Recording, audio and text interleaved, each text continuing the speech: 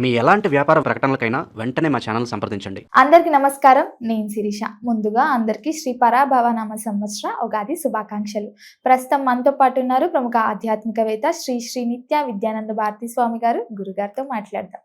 నమస్కారం గురుగారు. నమస్కారం గురుగారు, ముందుగా మీకు ఉగాది శుభాకాంక్షలు అండి. ప్రేక్షక మహాశైలందరికీ కూడా పరాభవనామ సంవత్సర ఉగాది శుభాకాంక్షలు. గురుగారు, ముఖ్యంగా ఉగాది అనగానే మన తెలుగు వారందరికి గుర్తుకొచ్చేది పంచాంగం. ఈ సంవత్సరం ఎలా ఉంది, ఎలాంటి జాగ్రత్తలు తీసుకోవాలి, మా కెరియర్ ఎలా డెవలప్ అవుతుందని ముఖ్యంగా చూసుకుంటే మరి ద్వాదశ రాశులు అయిన వృషభ రాశి వారికి ఈ నవగ్రహాల ప్రభావం ఈ సంవత్సరంలో ఎలా ఉంటుందంటారు? ఎలాంటి జాగ్రత్తలు తీసుకోవచ్చు అంటారు? తప్పనిసరిగా తల్లి, ప్రేక్షక మహాశైలకు వృషభ రాశిలో జన్మించినటువంటి వారికి ఆదాయం ఎలా ఉండబోతా ఉంది, దాని నుంచి వచ్చేటువంటి ఖర్చులు ఎలా ఉంటాయి, అదేవిధంగా వీరు చేసేటువంటి వృత్తిరీత్యా గౌరవ మర్యాదలు ఎలా ఉంటాయి, అవమానాలు ఎలా ఉంటాయి, వీటి గురించి మనం తెలుసుకున్నట్టయితే వృషభ రాశిలో జన్మించినటువంటి వారికి ఆదాయము పరాభవనామ సంవత్సరంలో 5, వీరికి అయ్యేటువంటి ఖర్చు 14%. అదేవిధముగా వీరికి జరిగేటువంటి యోగంలో కానీ ఉండేటువంటి గౌరవ మర్యాదల్లో రాజ్యపూజ్యం అంటారు దాన్ని, ఇది 5. అదేవిధంగా వీరికి కలిగేటువంటి అవమానం 4. అంటే ఓవరాల్గా వీరు ఎంత కష్టపడి సంపాదించినా వచ్చేటువంటి ఆదాయం తక్కువైతే ఖర్చు అనేటువంటిది పెరుగుతుంది. అంటే దీన్ని బట్టి వీరికి అప్పులు ఎక్కువగా అయ్యేటువంటి అవకాశాలు ఉన్నాయని చెప్పచ్చు. దీంట్లో కాస్త యోగకరమైనటువంటి అనుగ్రహం ఉన్నది. ఈ వృషభ రాశిలో జన్మించినటువంటి వారు వ్యాపారస్తులు ఎక్కువగా ఉంటారు. అందుకని ఉద్యోగం చేస్తున్నా కానీ ఏదో ఒక వ్యాపారం చేయాలనేటువంటి తపన ఈ వృషభ రాశి వారికి ఉంటుంది. పరాభవనామ సంవత్సరంలో ఓవరాల్గా వీరు ధనం పట్ల, అంటే ఏదైనా వ్యాపారం చేస్తున్నా కానీ ఉద్యోగం చేస్తున్నా వచ్చేటువంటి ఆదాయం ఏదైతే ఉందో ఆదాయం తక్కువ ఉంటుంది, ఖర్చు ఎక్కువ ఉంటుంది. అందుకని ఈ వృషభ రాశి వారికి పరాభవన సంవత్సరం ఎప్పటి నుంచో రావాల్సినటువంటి బాకీలన్నీ ఇప్పుడు వసూలు అవుతుంటాయి. వసూలు అయినవన్నీ కూడా నిలబడవు. పాప వీళ్ళు ఎదురు చూసినటువంటి లక్షల్లో ఉన్న, కోట్లల్లో ఉన్న, వేలల్లో ఉన్న ఖర్చు పెరుగుతుంది. ఈ సంవత్సరంతో 10,000 సంపాదిస్తే పాత డబ్బులన్నీ కూడా వీళ్ళకి వసూలు అయ్యి 3 ఇంతలు ఖర్చులు అయ్యేటువంటి అవకాశాలు ఉన్నాయి. ఇప్పుడు మీరు ఒక్కొక్కరికి అడిగితే నేను వివరాలు తెలియజేస్తాను. గురుగారు, మొత్తం మీద చూసుకుంటే మరి ఫస్ట్ హాఫ్ ఎలా ఉంటుందంటారు, సెకండ్ హాఫ్ ఎలా ఉంటుందంటారు వృషభ రాశి వారికి మొదటి 4 నెలలు ఒకలా ఉంది. అంటే వాస్తవికంగా మనకి ప్రతి రాశి వారికి 6 నెలలు ఒకలాగా, 6 నెలలు ఒకలా చూస్తాం. వృషభ రాశి వారికి మొదటి 6 నెలలు కూడా మిశ్రమమైనటువంటి ఫలితాలు రావడం, కలిసి రావడం, పోవడం అన్నీ జరిగిపోతాయి. తర్వాత 6 నెలలు కూడా కాన్స్టెంట్గా ఉంటారు, అంటే స్టెబిలిటీగా ఉంటుంది. నష్టం అనేటువంటిది 2-6 నెలల్లో లేదు, మొదటి 6 నెలల్లోనే అన్ని చూసేస్తారు వీళ్ళు. మరి ముఖ్యంగా చూసుకుంటే మరి విద్యార్థులకి ఈ సంవత్సరంలో ఎలా ఉందంటారు? తప్పనిసరిగా తల్లి, వృషభ రాశిలో విద్యార్థి దశలో ఉన్నటువంటి వారికి రెండవ 6 నెలల్లోనే వీరికి యోగకరమైనటువంటి అనుగ్రహం. మొదటి 6 నెలల్లోనూ కూడా వీరికి అంత ఆశించినటువంటి ఫలితాలు అనేటువంటిది తక్కువగా ఉన్నాయి.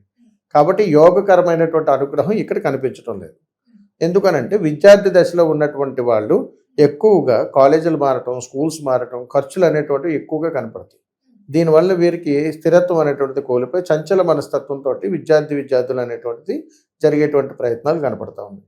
అందుకని రెండవ 6 నెలల్లో మాత్రమే వీరు కుదుటపడి మంచిగా చదువుకునేటువంటి అనుగ్రహం అనేటువంటిది ఇక్కడ ఉంది. ఉద్యోగ వ్యవస్థలో ఉన్న వారికి ఎలా ఉంటుంది? వృషభ రాశిలో ఉన్నటువంటి వారు, ఉద్యోగంలో చేస్తున్నటువంటి వాళ్ళు పరాభవనామ సంవత్సరంలో కొత్తగా వ్యాపారాలు ప్రారంభించాలనేటువంటి తపనతోటి ఉంటారు. అదేవిధంగా చేస్తున్నటువంటి ఉద్యోగాలలో ఎక్కడా కూడా వీళ్ళకి ప్రమోషన్లు కానీ ఉన్నతి కానీ ఏది దక్కవు. కాబట్టి మొదటి 6 నెలల్లో మాత్రమే వీరు ఏదైనా కొత్తగా వ్యాపారం ప్రారంభిద్దామని అనుకుంటారు. ఉదాహరణకు షేర్ మార్కెట్ అని, లేకపోతే వర్క్ ఫ్రమ్ హోమ్ అని, ఇంటి దగ్గర ఉండి ఏదైనా వస్తువులు అమ్మటం కానీ ఇట్లా, లేదా మీడియాటింగ్ కానీ, రియల్ ఎస్టేట్ రంగంలో కానీ ఇలాంటి వాటిల్లో ఎక్కువగా ఇన్వాల్వ్మెంట్ అయ్యేటువంటి అవకాశం ఉంటుంది. అలా చేయొచ్చు అంటారా? చేసుకోవచ్చు. వృషభ రాశిలో ఉన్నటువంటి వారు ఉద్యోగంతో పాటు ఏదైనా వ్యాపారం చేస్తే బాగా కలిసి వస్తుంది. ఉన్న దాంట్లోనే ఉంటే వచ్చే ఆదాయం కంటే ఖర్చు ఎక్కువగా ఉంది. గురుగారు, ముఖ్యంగా చూసుకుంటే ఈ రోజులలో జాబ్స్ చేయాలంటే ఒక దగ్గర స్థిరంగా చేయాలంటే స్ట్రెస్ ఉంటుంది, వేరేది మారుదాం అని అనుకుంటున్నారు కదా. మరి ఈ సంవత్సరంలో వృషభ రాశి వారు ఏదైనా జాబ్ మారాలి అనుకుంటే వాళ్ళకి ఇది శ్రేయస్కరం అంటారా ఈ సమయం? అంటే ఒక్క వీరనొక్కరనే కాదు తల్లి, వృషభ రాశిలో ఉన్నటువంటి వారు ఉద్యోగం చేస్తున్నటువంటి స్త్రీ పురుషులు ఇరువురు కూడా ఉద్యోగాలు మారాలన్నా ఏదన్నా చెయ్యాలన్నా వీరికి అనుకూలమైనటువంటి వాతావరణమే. ఖచ్చితంగా వీరు నచ్చకపోతే మారినా వీరికి మళ్ళీ ఉద్యోగ అవకాశాలు వెంటనే వస్తాయి. అంటే ఒక రకంగా వీరికి ఆదాయం పట్ల, వచ్చేటువంటి రాబడి పట్ల పెద్దగా వచ్చే నష్టాలు ఏమి లేవు. కానీ అంటే వీరు జాగ్రత్తగా ఉండకపోతేనే కష్టాలు వస్తాయి. అయితే వృషభ రాశి వారికి బద్ధకస్తులుగా చెబుతారు. ఎక్కడున్నారో అక్కడ ఉండిపోతారు. ఎదుగుదల కోసం వాళ్ళు ఆలోచించరు.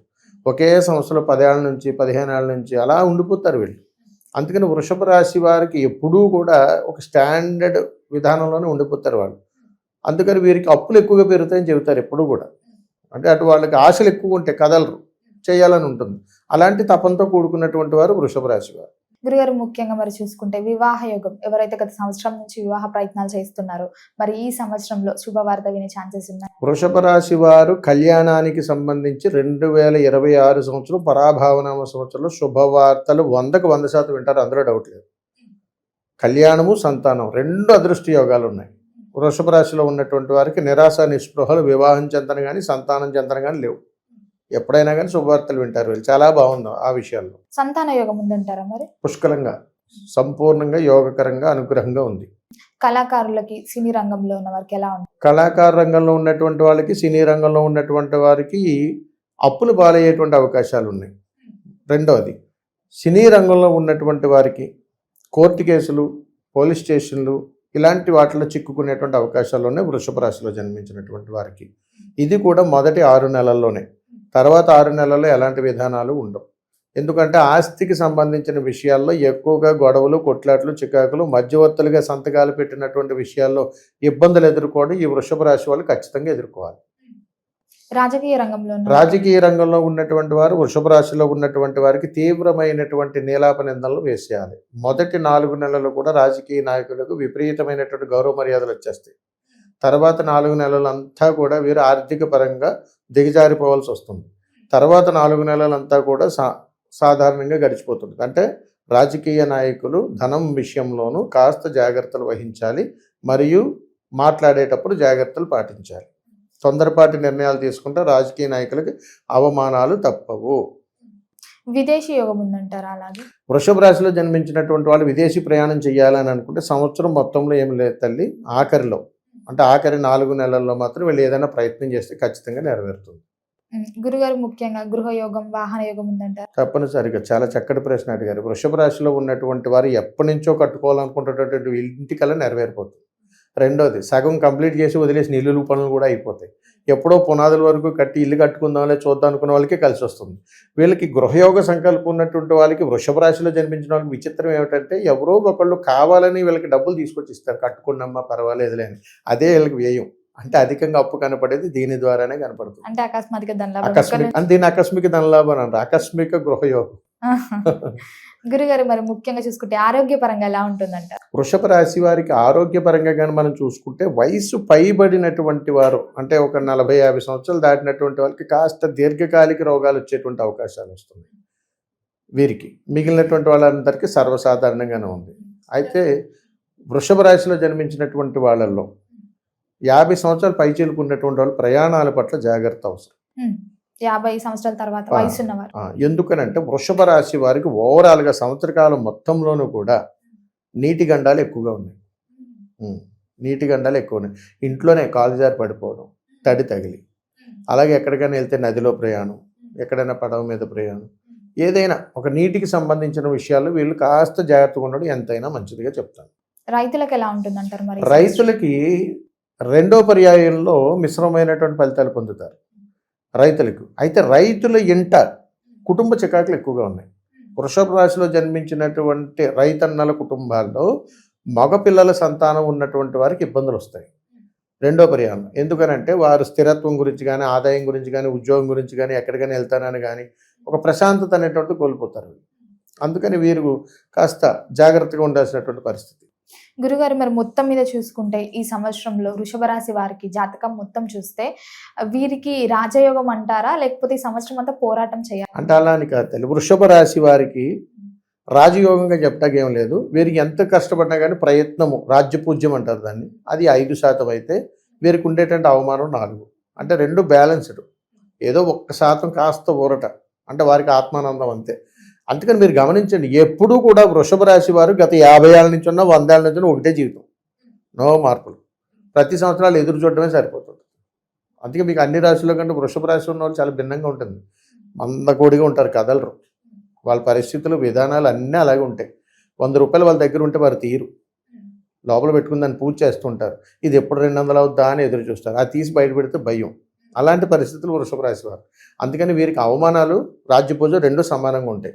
వీరికి ఖర్చులు ఎక్కువగా ఉంటాయి ఈ సంవత్సరం అంతా కూడా. కాస్త ఆచితూచి చేస్తే బాగుంటుంది. మరి మొత్తం మీద గురుగారు ఈ ఏడాది అంతా ఏ దైవారాధన చేయమంటారు? ఎలాంటి పరిహారాలు చేసుకోవచ్చు? తప్పనిసరిగా వృషభ రాశిలో జన్మించినటువంటి వారు ఈ సంవత్సర కాలం అంతా కూడా వీరు ఆరాధించవలసినటువంటి దైవం శని మహాదేవుడు. శని మహాదేవుని కానీ వృషభ రాశిలో ఉన్నటువంటి వాళ్ళు కానీ పరాభావన అంశంతో కానీ ఆరాధిస్తే మీ ఇంట ఎలాంటి దారిద్ర్యాలు ఉండవు. నేను చెప్పినటువంటి ఉపద్రవాలన్నీ పోతాయి. ఎందుకంటే శని మహాదేవుడు వృషభ రాశిలో ఉన్నటువంటి వాడికి అదృష్ట యోగాన్ని ఇవ్వబోతా ఉన్నాడు. ఆయన్ని కానీ విస్మరిస్తే అవన్నీ వచ్చేవన్నీ వెనక్కిపోతాయి. అందుకని శనిదేవుని యొక్క ఆరాధన, శనిదేవుని యొక్క దర్శనము, నవగ్రహ ఆరాధన తప్పనిసరిగా చేసుకోవాలి. గురుగారు మొత్తం మీద ఈ ఏడాదిలో వృషభ రాశి వారికి ఎలా ఉండబోతుంది, ఎలాంటి జాగ్రత్తలు తీసుకోవాలి, ఏ దైవాన్ని పూజించాలో కూడా తెలియజేసినందుకు ధన్యవాదాలు. శుభం తల్లి. నమస్కారం.